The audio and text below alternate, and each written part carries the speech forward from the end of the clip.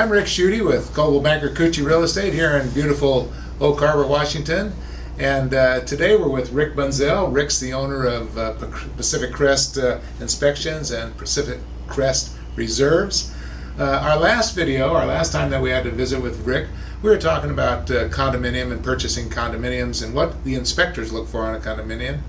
And we started talking about the financial health of the condominium association. And Rick, I know that you do not just the physical inspection, but you also inspect the reserves and that also. And why don't you talk to us about what we should be concerned about with the health of a condominium association? Well, that's great.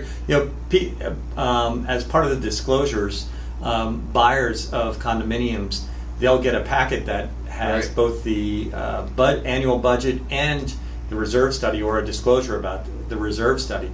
And the buyer should take a look at that information and kind of compare it to what the actual physical condition of the association is, whether there's paint peeling or it has an old roof.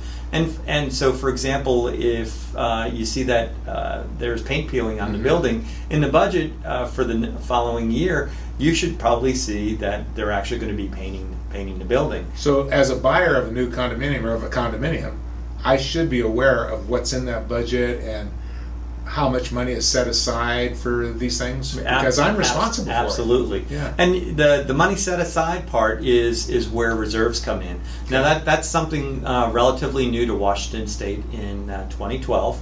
The Condominium Act was modified to include a requirement that all associations should have something called a reserve study. How often is that done? So a reserve study is actually done on an annual basis. It's an evergreen document. And basically what the reserve study is in a nutshell is that the reserve company, such as Pacific Crest Reserves, we go in and we take a look at all the common assets. So major things, even down to lighting, roofs, elevators, parking lots, trash enclosures, everything that the association owns that has any value, that has a lifespan. And we determine what the cost of replacement is, and then when it needs to be replaced. And we create a document that actually looks out 30 years. So that's something that the buyer should get. In a small association, they may claim that it's a hardship to have a reserve study, and in that case, the disclosure would say that this association does not have a reserve study. But still, we need to be aware of what monies are in reserve in case that roof has to be replaced. Absolutely, there should be money for all those things there. And if it doesn't look like there's enough money, that's a flag to the buyer that this association may be in distress, it may not be well managed, and that there's a potential that they may have something called a special assessment.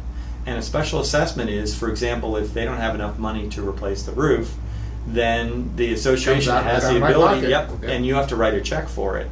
And as an owner, you don't, if the association says you need to pay this, as an owner, you're pretty much required to pay that money. And that's where adequate disclosure and a reserve study is going to give you a glimpse into what you're buying happening, and if there are going to be any of these special assessments in the future. Good. Well, Rick, thank you.